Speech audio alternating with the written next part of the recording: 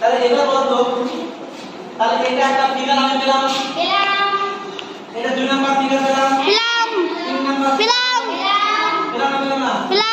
4 number figure পেলাম এবার বল সাফেদা পড়বি সাফেদা বলতে এদিকে একটা তাকাতো সাফেদা কি তাকাতো এই সাফেদা দেখা না রে চারটার মধ্যে ছেদবিন্দুর জায়গা কোনটাতে সবথেকে বেশি 1 কোনটাতে বেশি 1 1 1